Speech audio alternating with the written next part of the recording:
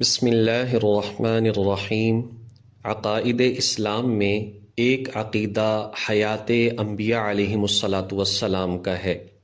یعنی کہ تمام انبیاء علیہم الصلاۃ والسلام اپنی قبروں میں دنیاوی جسموں کے ساتھ زندہ ہیں، نمازیں پڑھتے ہیں۔ حدیث مبارکہ میں آتا ہے الانبیاء احیاء فی قبورہم یصلون، کہ حضرات انبیاء اپنی قبروں میں زندہ ہیں اور نمازیں پڑھتے ہیں۔ قرآن پاک میں آتا ہے لا تقولوا لمن یقتل فی سبیل اللہ اموات، کہ وہ لوگ جو کہ اللہ کے راستے میں شہید کر دیے جائیں انہیں تم مردہ مت کہو۔ ایک اور جگہ پر آتا ہے ولا تحسبن الذین قتلوا فی سبیل اللہ امواتا، وہ لوگ جو کہ اللہ کے راستے میں شہید کر دیے جائیں تم نے انہیں مردہ سمجھنا بھی نہیں ہے۔ یہاں سے یہ بات سمجھ میں آ گئی، جب اللہ تبارک و تعالی اپنے دین کی سربلندی کے لیے اپنے راستے میں جان قربان کرنے والوں کو مردہ نہ کہنے دیتا ہے اور نہ ہی گمان کرنے دیتا ہے، تو ان سے بڑھ کر جو حضرات انبیاء علیہم الصلاۃ والسلام ہیں کہ جن کی تعلیمات پر چل کر انہوں نے اپنی جانیں قربان کی ہیں، اللہ تعالیٰ انہیں کیسے مردہ سمجھنے دے گا یا کہنے دے گا۔ اللہ تعالیٰ نے حضرات انبیاء علیہم الصلاۃ والسلام کو جو ہے وہ قبر کے اندر جو زندگی عطا فرمائی ہے، وہ یہی دنیا کے جو جسم تھے انہی جسموں کے ساتھ زندگی عطا فرمائی ہے۔ ظاہری بات ہے جب شہید قتل کیا جاتا ہے اس کی روح تو قتل نہیں ہوتی بلکہ اس کا جسم قتل ہوتا ہے، اور اللہ پاک اسی جسم کے بارے میں فرما رہے ہیں کہ جو چیز قتل ہوئی ہے تم نے اس کو مردہ نہیں کہنا۔ اب یہ جو حیات ہے انبیاء علیہم الصلاۃ والسلام کی اور شہداء کی، یہ قرآن پاک سے ثابت ہے، احادیث مبارکہ سے ثابت ہے، اور تمام امت مسلمہ کا اس بات پر اجماع ہے کہ یہ اپنی قبروں کے اندر زندہ ہیں، لیکن ہم اس حیات کو محسوس نہیں کرتے۔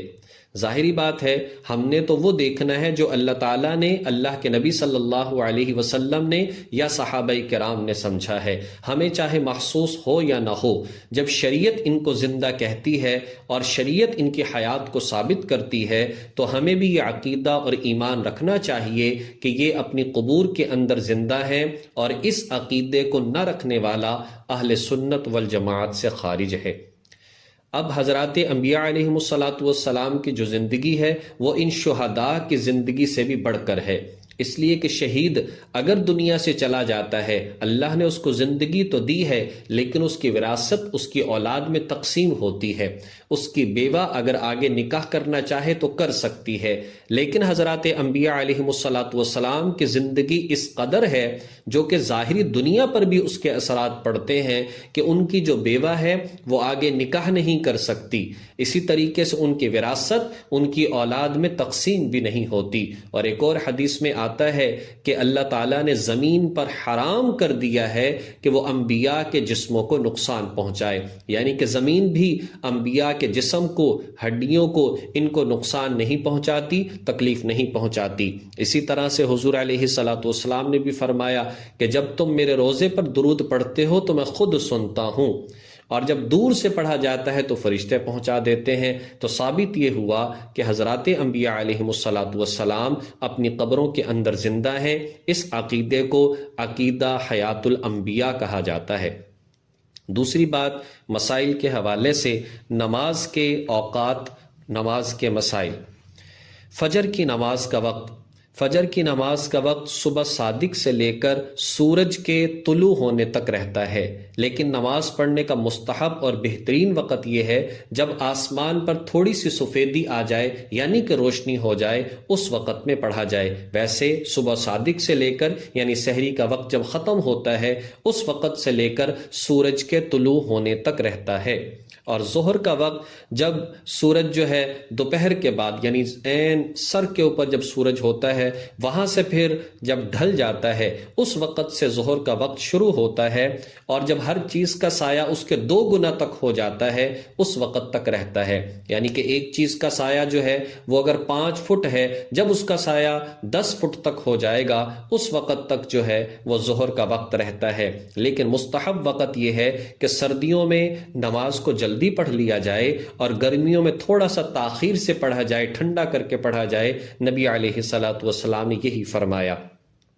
عصر کی نماز کا وقت جب ظہر کی نماز کا وقت ختم ہو جاتا ہے، یعنی کہ ہر چیز کا سایہ اس کے 2 گنا تک ہو گیا، اس وقت عصر کا وقت شروع ہوتا ہے اور سورج کے غروب ہونے تک رہتا ہے۔ لیکن مستحب وقت یہی ہے کہ جو سورج کے غروب ہونے سے پہلے سرخی سی آتی ہے، اس سے پہلے عصر کی نماز کو پڑھ لیا جائے۔ مغرب کی نماز کا وقت سورج کے غروب ہونے سے شروع ہوتا ہے اور آسمان پر پہلے ایک سرخی آتی ہے، اس وقت تک رہتا ہے، لیکن بہتر یہی ہے کہ اسی وقت میں اس کو پڑھ لیا جائے۔ لیکن اگر کسی بندے کی نماز اس وقت میں رہتی ہو تو اس سرخی کے بعد تھوڑی سی سفیدی پھر افق پر آتی ہے، آسمان کے کناروں پر آتی ہے، تب بھی پڑھنے کی گنجائش ہے۔ لیکن بہتر یہ ہے کہ مغرب کی اذان کے 1.5 گھنٹہ بعد تک مغرب کی نماز کو پڑھ لیا جائے۔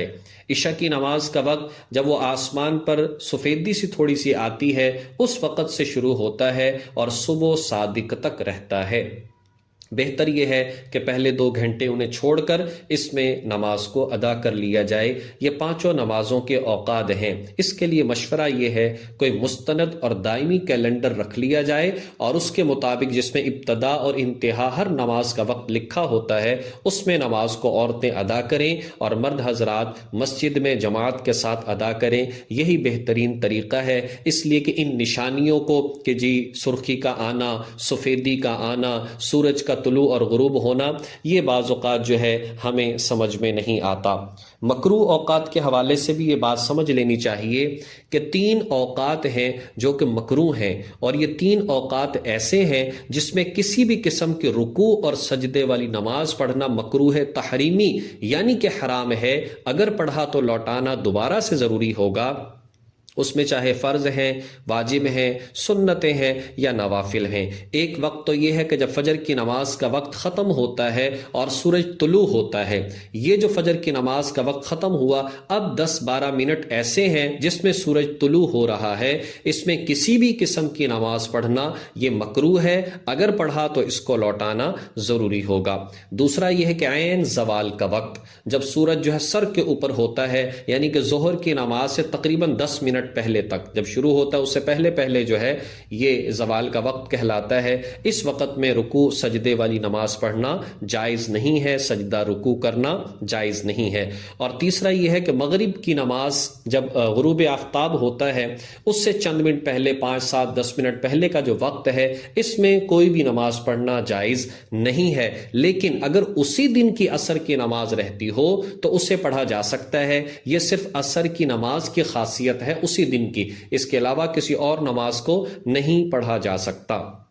یہ 3 اوقات تو مطلقاً مکروہ ہیں جس میں کوئی نماز پڑھنا جائز نہیں۔ البتہ نوافل کے حوالے سے یہ 3 جو اوقات ہیں، اس میں تو نوافل ویسے ہی نہیں پڑھ سکتے۔ باقی اس کے علاوہ فجر کا وقت جب شروع ہو جائے، اس وقت سے لے کر اور طلوع آفتاب تک، یعنی جتنی دیر فجر کا وقت رہتا ہے، اس میں نفل پڑھنے کی اجازت نہیں، اور نہ ہی جب آپ عصر کی نماز پڑھ چکے ہوں تب بھی نفل پڑھنے کی اجازت نہیں ہے۔ اس وقت میں بھی نفل نہیں پڑھ سکتے۔ اور فضائل کے حوالے سے یہ ہے، نبی پاک صلی اللہ علیہ وسلم کی حدیث مبارکہ کا مفہوم ہے کہ جو شخص ان اوقات پر بروقت نماز کو ادا کرے، اللہ تبارک و تعالی جب یہ شخص قیامت کے دن آئے گا، اس کے ہاتھ میں امن کا پروانہ پکڑا دیں گے، جو اس بات کی علامت ہوگی کہ آج آپ کا حساب نہیں ہوگا، بغیر حساب کتاب کے جنت میں داخل کر دیا جائے گا۔ اللہ تبارک و تعالی ہمیں ان مسائل کو سمجھ کر عمل کرنے کی توفیق عطا فرمائے۔